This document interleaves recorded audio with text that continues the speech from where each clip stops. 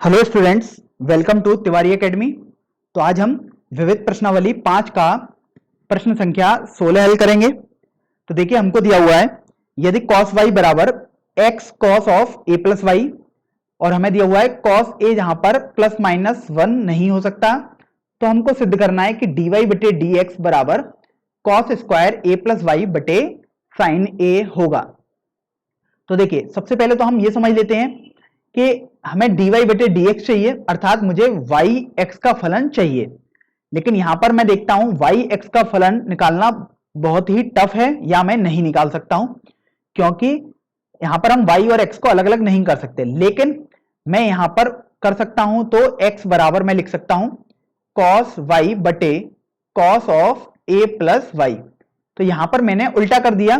क्या मैंने किया कि x को y के पदों में लेके आ गया, अर्थात मैंने बोला x एक y का फलन है।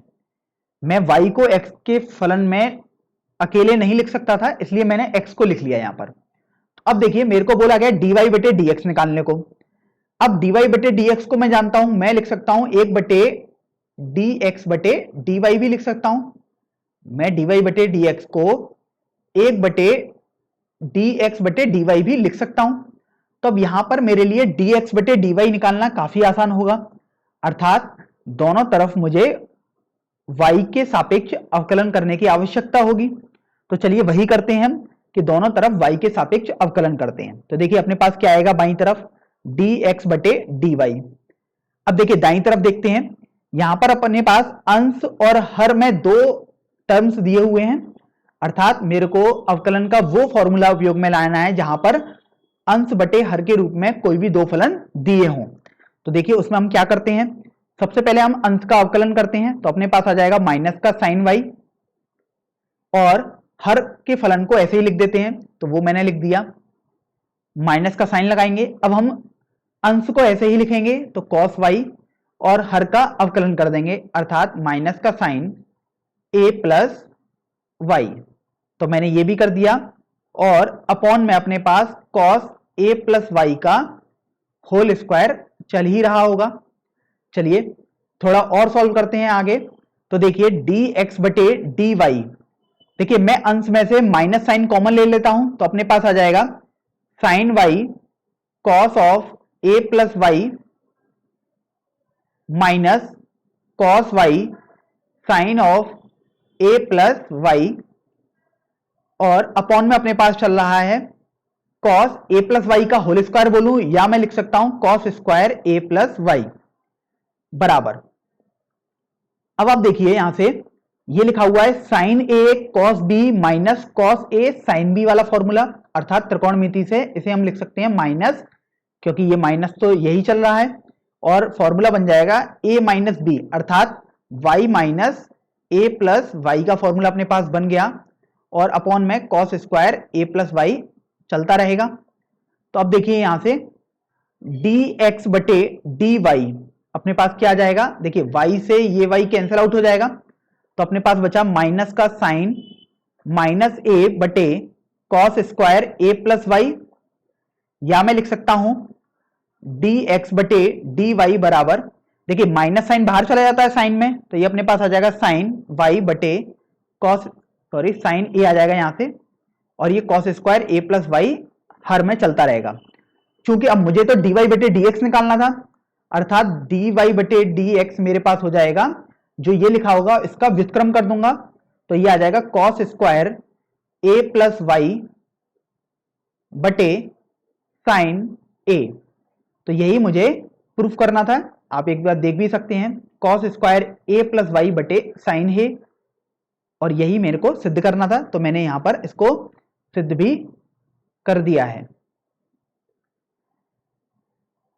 चलिए अब हम प्रश्न संख्या 17 पर बढ़ते हैं। प्रश्न संख्या 17 को हम पढ़ लेते हैं एक बार। हमको बोला गया है कि यदि x बराबर a कोष्टक में cos t plus t sine t है, और y बराबर a कोष्टक में sin t minus t cos t है, तो d2y अपॉन dx स्क्वायर को हमें ज्ञात करना है। तो देखिए, ये मुझे पता है कि d2y बटे dx स्क्वायर होता है द्वितीय कोटि का अवकलज, अर्थात मुझे उससे पहले dy बटे dx, या मैं बोल सकता हूं प्रथम कोटि का अवकलज तो निकालना ही पड़ेगा। तो चलिए dy बटे dx निकालेंगे। लेकिन अब आप देखिए कि हमारे पास जो फलन है x का वो t के रूप में है, अर्थात x एक t का फलन है और y भी एक t का फलन है। तो ये हमारे पास प्राचल समीकरणों वाले सवाल की तरह हो गया। तो यहां पर प्राचल जो हुआ वो अपने पास t हो गया। तो उसके लिए हमें dx बटे dt की जरूरत पड़ेगी। तो चलिए सबसे पहले हम वो निकालते हैं। तो a अपने पास रहेगा cos t का अवकलन अपने पास माइनस साइन टी हो जाएगा, प्लस अब आप देखिए यहां पर एक t है और गुणा साइन टी है, अर्थात दो फलन गुणनफल में है। तो देखिए t को ऐसे ही लिखेंगे और साइन टी का अवकलन cos t, plus sign T को ऐसे ही लिखेंगे और t का अवकलन 1 आ जाएगा। तो ये अपने पास dx बटे dt आ चुका है। लेकिन थोड़ा और सिंप्लीफाई करते हैं तो देखिए dx बटे dt क्या आ जाएगा, a। अब आप देखिए यहां से माइनस का साइन टी और प्लस का साइन टी यहां से कैंसिल आउट हो जाएगा, तो ये t cos t बचेगा। तो देखिए dx बटे dt हमने बहुत आसानी से निकाल भी लिया। अब बात आती है dy बटे dt को निकालने के लिए। तो देखिए dy बटे dt निकालेंगे, मतलब t के सापेक्ष अवकलन करेंगे। तो देखिए a तो ऐसे ही चलेगा क्योंकि वो एक अचर राशि है। साइन टी का अवकलन हम जानते हैं कि cos t हो जाएगा और t गुणा cos t दिया हुआ है। तो देखिए t को ऐसे लिखेंगे और cos t का अवकलन minus sine t, plus cos t को ऐसे लिखेंगे और t का अवकलन 1 आ ही जाएगा अपना। तो अभी देखिए इसको थोड़ा और सरल कर लेते हैं हम। तो देखिए dy बटे dt अपने पास देखते हैं क्या आएगा, a। देखिए cos t प्लस का और प्लस का cos t यहां पर भी है, अर्थात ये हमारे पास 2 cos t बन चुका है, प्लस t sin t और लिखा हुआ है, देखिए हमने इसको लिखा है प्लस का t sin t। तो यहां से मेरे पास dy बटे dt भी आ चुका है और dx बटे dt भी आ चुका है। तो अब मुझे ये समझ में आ चुका कि अच्छा यहां पर एक बात हम गौर करते हैं, देखिए माइनस साइन था, जब मैं इसको ओपन करूंगा तो ये माइनस का बदल जाएगा। तो यहां पर अपने पास इसको हम 0 लिख देंगे, या dy बटे dt बराबर a t sin t हो जाएगा। तो अभी आप देखिए dy बटे dx निकालना था मुझे, और मैं जानता हूं वो dy बटे dt अपॉन dx बटे dt के बराबर होगा। तो चलिए dy बटे dx को सबसे पहले निकालते हैं। तो देखिए dy बटे dt है अपने पास a t sin t और dx बटे dt है a t cos t। तो ये अपने पास t से t कैंसिल आउट, a से a, तो ये अपने पास tan t बच जाएगा। तो देखिए dy बटे dx हमारे पास tan t आ चुका है।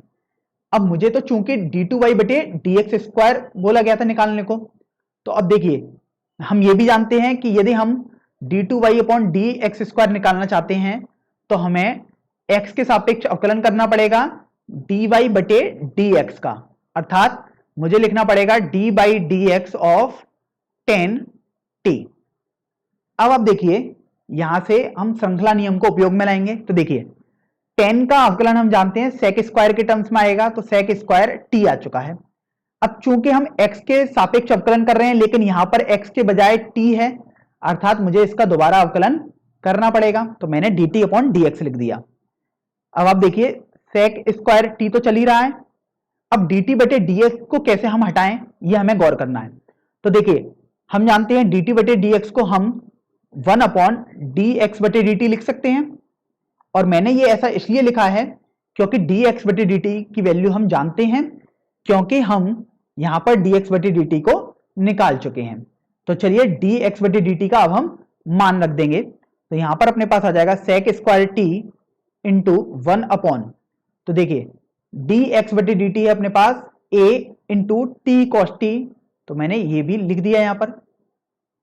तो अब आप देखिए आपके पास आ जाएगा sec cube t upon a t, और यही मेरा d2y अपॉन dx स्क्वायर का मान हो जाएगा।